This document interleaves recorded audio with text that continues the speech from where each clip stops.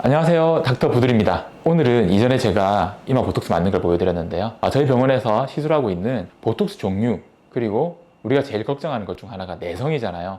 내성 발현에 대한 설명을 한번 드리고자 합니다. 여기 보이는 게 저희 병원에서 이제 주로 사용하고 있는 보톡스입니다. 잘 알고 있는 멀츠사의 제오민이라는 보톡스죠. 그리고 나머지는 대웅제약의 나부타, 그리고 종근당의 원더톡스, 그리고 메디톡신, 우리나라의 또 굴지의 보톡스 회사죠. 코어톡스입니다.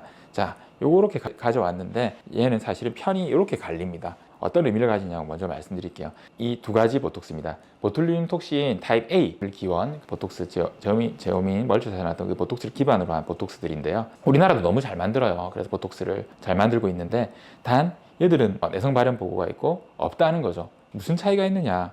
우리가 보톡스의 내성, 보톡스는 독소입니다. 독소, 우리 몸에 독, 나쁜 거, 균 이런 게 들어오면 어떻게 작용을 합니까? 항체를 만들거든요. 얘를 이겨내기 위해서. 그게 바로 내성입니다. 그러니까 보톡스가 한번 주입이 되거나 보톡스를 맞았더니 균주, 정제되어 있는 균주지만 들어오니까 우리 몸에서 어이쿠나 하면서 이겨낼 방법을 만들어내는 거죠. 만들어내게 돼 있는데, 그러면서 항체를 형성하다 보니까 다음에 얘가 들어올 때 얘를 물리치려고 만들어내는 겁니다. 근데 여기서 문제, 이제 보톡스는 우리가 균주라든지 항체를 형성할 때 단백질로 구성이 되어 있습니다. 단백질의 덩어리가 크면, 입자가 큰 경우 항체가 잘 형성이 되거든요. 톡신 A에서 많이 쓰고 있는 이 보톡스들 같은 경우는 900kDalton이라고 합니다. 분자량을 나타내는 단위죠. 그런데 우리가 내성이 없는 보톡스라고 불리고 있는 제오민이죠. 2005년도에 처음 나오게 됐는데, 이 제오민 같은 경우는 150kDalton이라고 합니다. 훨씬 적은 양이죠. 그러다 보니까 4분의 1 정도 되겠네요. 그쵸? 내성 발현율이 현저히 떨어지는 겁니다. 실제로 제오민, 멀츠사에서 자랑을 하고 있는 거는 우리는 내성 안 생겨 라는 거죠. 회사에서 그렇게 자랑을 하니까 그러겠거니 생각을 하고 있습니다. 실제로 900kDalton인 일반 보톡스도 내성이 많이 생기진 않습니다. 내성이 발현된 보고들이 있다 보니까 그런 얘기를 합니다. 특이한 점은, 이제 우리나라가 보톡스를 참 많이 쓰는 나라고, 이제는 이런 보톡스들을 만들어서 외국으로 수출하잖아요. 우리나라 보톡스가 워낙 좋다고 해요. 그래서 동남아든 어디 일본이든 역으로 뭐 미국이든 다 수출을 하고 있어. 메톡사에서 화가 났던 모양이죠. 너네만 할 수 있는 줄 알아? 하면서 만들어낸 거예요. 코어톡스라고 해서 얘도 역시 여기 딱 적혀 있네요. 150kDalton. 자랑하는 거죠. 우리는 내성 없어요 라는 겁니다. 나머지 보톡스도 역시 내성 발현이 많지는 않아요.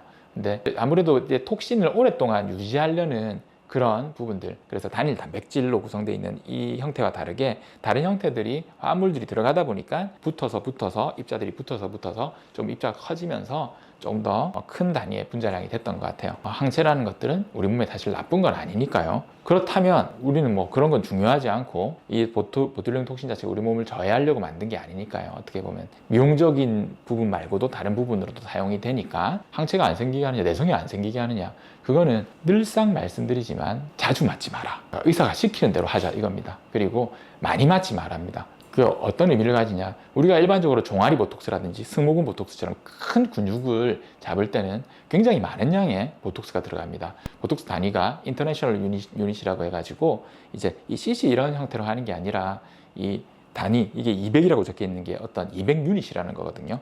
보통은 턱보톡스는 50, 종아리라든지 이런 데 200 가까이 들어가게 됩니다. 가끔씩 병원을 찾으면 이런 말씀을 하기도 합니다. 선생님, 저도 그렇게 얘기를 하고요. 오신 김에 이마, 미간, 눈가, 턱 그렇게 다 맞으시죠? 그러면 당신이 얘기했던 거랑 다르지 않느냐? 많이 맞으면 안 된다며.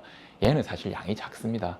이마라든지 미간, 눈가 이런 부분들은 도합해봤자 뭐 이마 12유닛 뭐 이런 식으로 해서 턱 보톡스 한 번 맞는 양보다 작고, 종아리 보톡스를 합친 양은 아주 미치지도 못하거든요.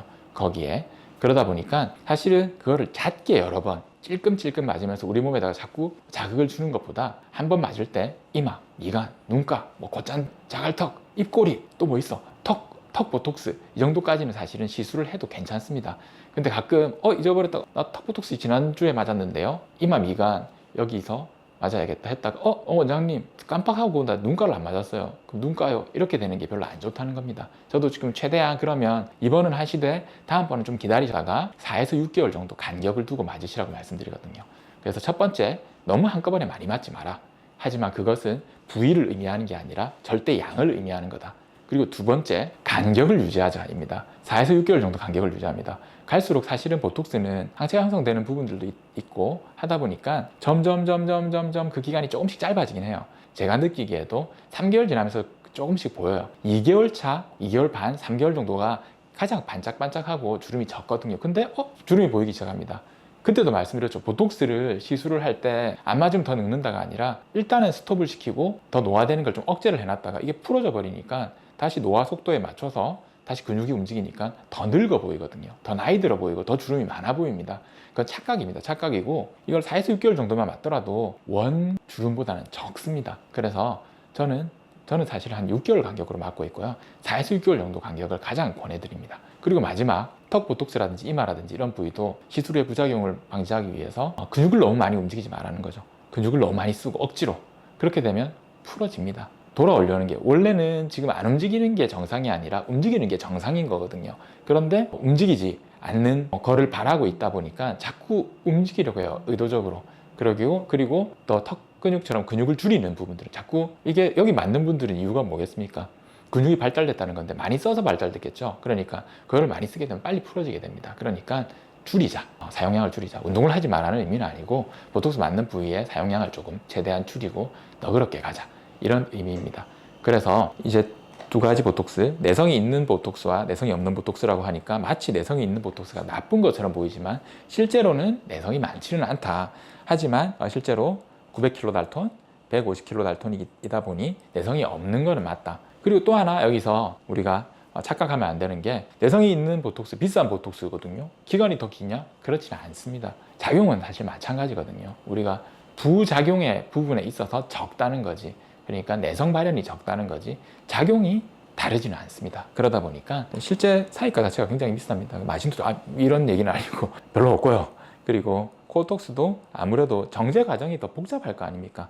더 수월하지가 않으니까 공정 과정이 복잡하다 보니 조금 더 비용이 더 나가고 그리고 공정 과정이 복잡할수록 그러다 보니 비용이 순서대로 내려놓은 것 같네요. 하지만 굴지의 회사들이 만든 얘네들이 어디 말통에다가 막 가루를 타고 이런 게 아니거든요. 아니고 얼마나 정제되어 있는 그 깨끗한 무균 공장에서 만들겠습니까?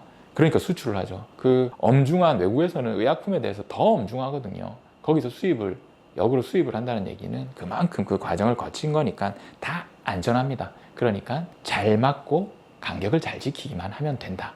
그리고 병원에 찾았을 때 거짓말 하시면 안 돼요. 가끔 그런 경우가 있거든요. 주름이 생겼으니까 이쪽 병원에서 안 놔주니까 저쪽 병원 가서 보톡스 맞아야지. 이렇게 하면 안 됩니다. 나중에 후회합니다. 이상입니다.